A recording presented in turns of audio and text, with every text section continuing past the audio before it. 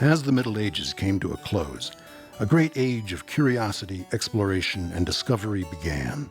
During the Renaissance in Italy, despite a continuing threat of war and disease, art and literature flourished. Artists discovered new techniques for creating lifelike portraits, statues, and landscapes. And the art of the great masters, Michelangelo, Botticelli, and Raphael, emerged as a part of this cultural rebirth. Perhaps the greatest Renaissance genius, Leonardo da Vinci, was among them.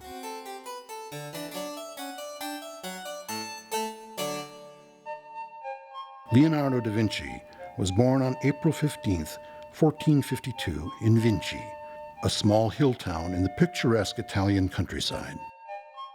Leonardo was the illegitimate son of a notary in Vinci, a village near Florence.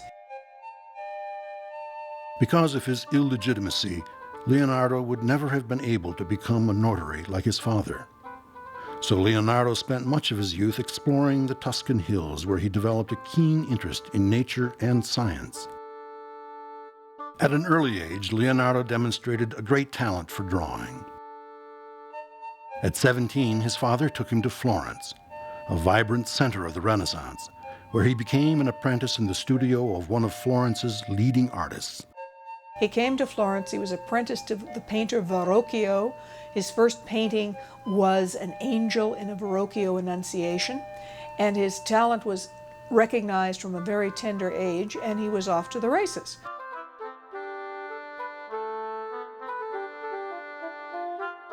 The face of Leonardo's angel was delicately colored and lifelike. It is said that when Verrocchio saw the angel, he was so moved by Leonardo's talent that he resolved never to touch a paintbrush again.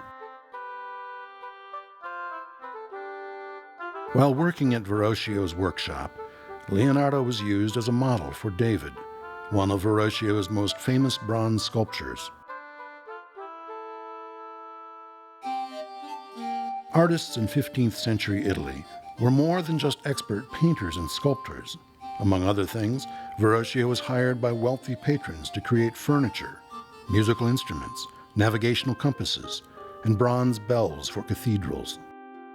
Leonardo watched carefully and learned every craft that was practiced in the workshop. This means he is living through the glory days of the Italian Renaissance, when man was the measure of all things, and people thought they could do anything. Although the 15th century was a time of great discovery, it was also a time of religious and political turmoil. The church is going through a very bad time in the days of Leonardo da Vinci.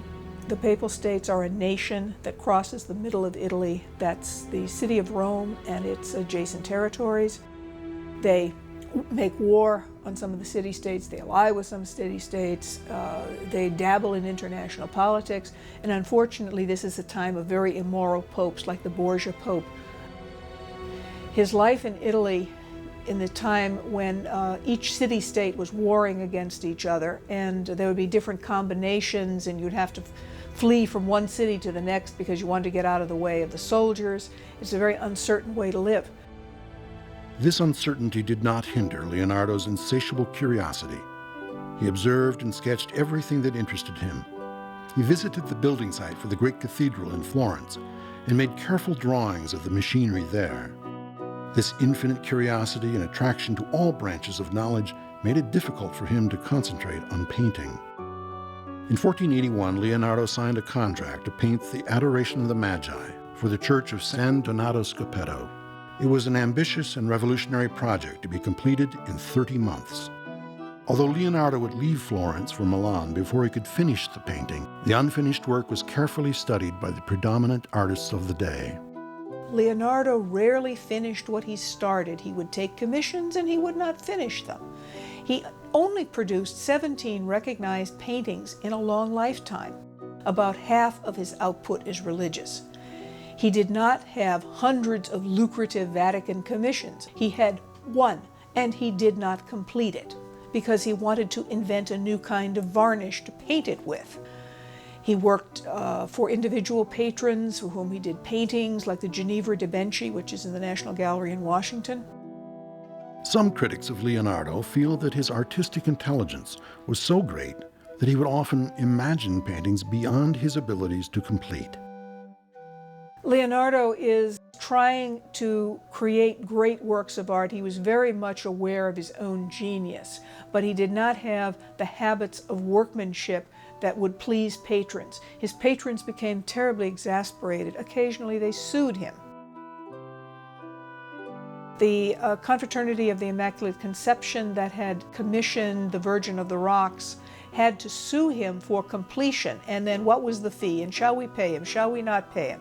It went on for years. In the meantime, he gave the painting away. He found another buyer, and then he had to paint a duplicate, which some of his staff, his apprentices, helped him paint.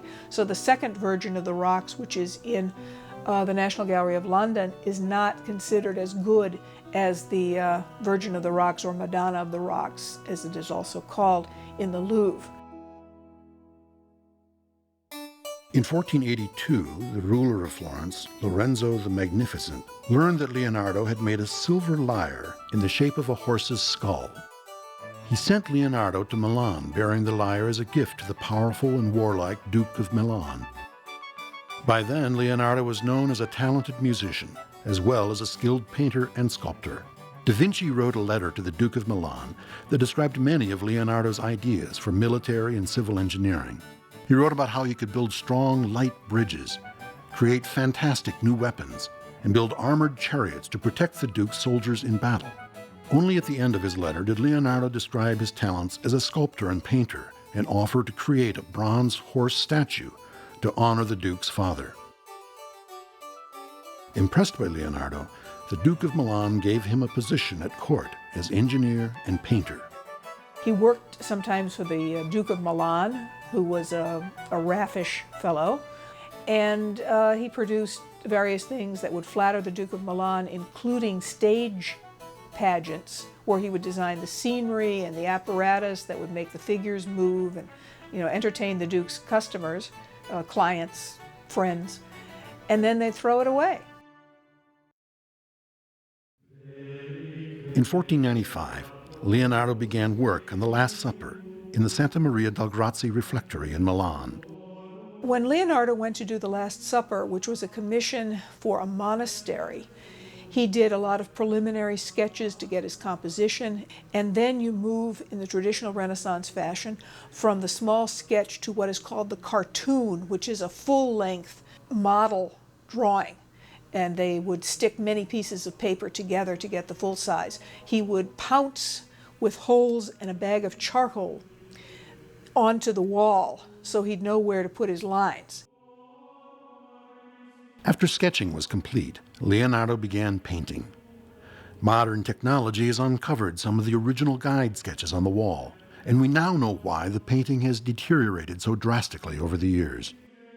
A fresco is paint that is applied directly into the wet plaster. The painter will lay down a small patch of wet plaster, splash, splash, and then he will paint quickly before the plaster dries with water-based paints, and it sinks into the plaster and becomes part of the wall. Frescoes are actually quite durable. All the great works of Michelangelo in the Sistine Chapel are frescoes. The Last Supper is not a fresco. The Last Supper was painted directly on the wall with tempera paint. Tempera paint is a water-based opaque paint. It's watercolor with other materials added to make it opaque. And it's fine for doing small works on paper. It is not intended for the painting of walls. And as a result, it began to flake off as soon as it was painted. Leonardo rejected the use of the fresco technique because of the short time it allowed the artist to paint. So, to find a better method conducive to his painting technique, Leonardo experimented with many different mixes of materials. Leonardo's use of the experimental mixture of tempera and oil paints did not bond well to the damp plaster wall. Sometimes his constant search for new artistic techniques had disastrous consequences. After Leonardo returned to Florence in 1500, he was commissioned by the government to do a wall painting for the city hall. He had a commission from the city of Florence to paint a decoration for the city hall, and he painted it with oils on plaster, and it wouldn't dry, so he put lamps in a row at the bottom of the painting, and the lamps made the colors run, and the whole thing just ran off the wall. It was a total mess, and he was so embarrassed, I don't think he ever worked in Florence again. During this time in Florence, some of the other works Leonardo created included the Burlington House cartoon, La Scapliata, and most famously, the Mona Lisa. The Mona Lisa is still regarded as one of the most influential paintings of all time.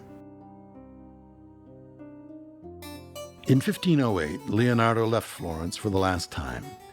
He returned to Milan, redesigned an elaborate villa for Charles d'Amboise, and continued his hydraulic and anatomical studies.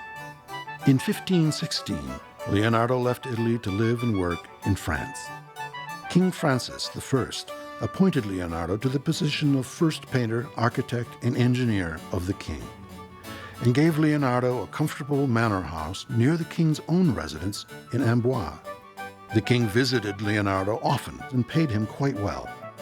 This allowed Leonardo to pursue his own interests in engineering and architecture. During these last years of his life, Leonardo began to arrange and edit his scientific papers, a task left unfinished at his death. Leonardo left behind more than 5,000 pages of notes containing thousands of sketches, annotations, reflections, and memoranda. And these notebooks provide the source for yet another Da Vinci mystery. He kept his notebooks in reverse mirror writing, and he was left-handed, so these are rather hard to read. Leonardo was definitely a man of genius. He had engineering talents. He designed a lot of devices that looked towards the airplane and the tank and so forth. He never built any, but he liked to doodle, and he sketched these out. Leonardo died in his home in France on May 2, 1519, at the age of 67. His notebooks and the works currently in his studio were passed into the possession of his favorite pupil and longtime friend, Francesco de Melzi. Leonardo da Vinci, a universal genius and extraordinary artist, he was the quintessential Renaissance man.